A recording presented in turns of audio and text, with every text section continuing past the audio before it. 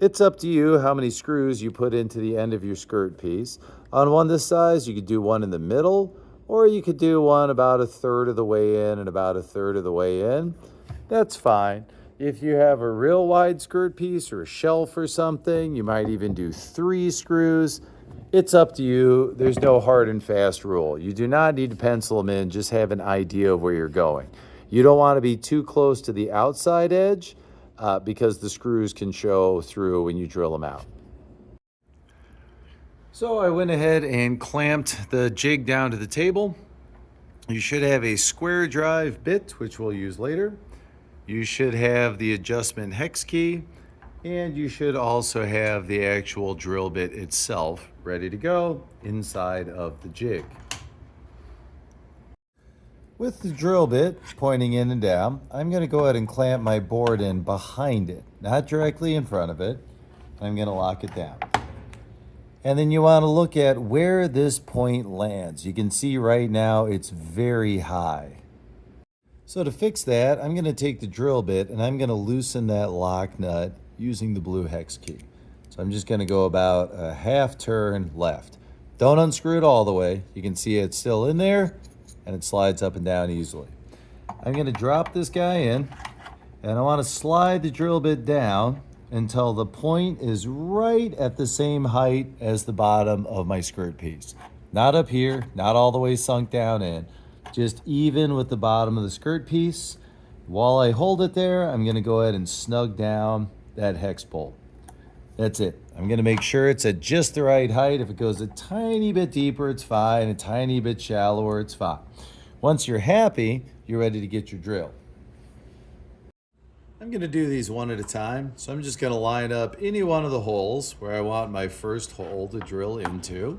So about a third of the way in from the side. I'm going to go ahead and drop the drill bit down in and clutch up tight. I'm going to make sure I'm at full power, not one of the lower numbers, full power, and I'm going to make sure I'm not on low speed. I want to make sure I'm on high speed. When I put the drill in, I am not going all the way down. If I go all the way down and turn it on, I break the bit. So I'm going to go back up a little, turn it on, and drive down.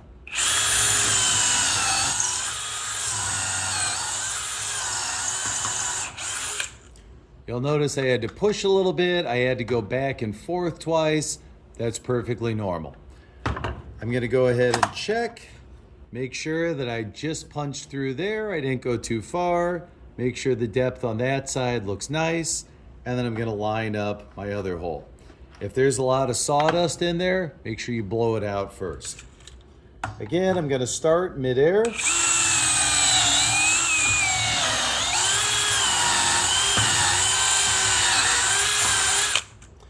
And yeah, you do got to push a decent amount all the way until that lock hits the bottom.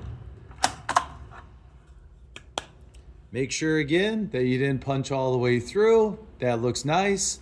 I'm gonna do every end of every skirt and then I'm done. When you're finished, make sure the driver bit is back in there. Make sure the hex key is plugged back into one of the holes. Make sure the drill bit itself is still in the jig and put it back where it came from. When you're trying to decide what length of Kreg jig screw to get, you want to make sure that it's long enough to hold the leg securely but not punch through the far side. You need to remember that when you drop the screws into the legs, they are going to sit down about here. I actually drove them in so you can see. You don't need to do that. But if I have the leg this direction, that screw is going to punch all the way through out the other side. The shorter one's perfect. If my legs are more like this, the longer screw is going to hold better, and that's the one I should use. Better too short than too long is a general rule.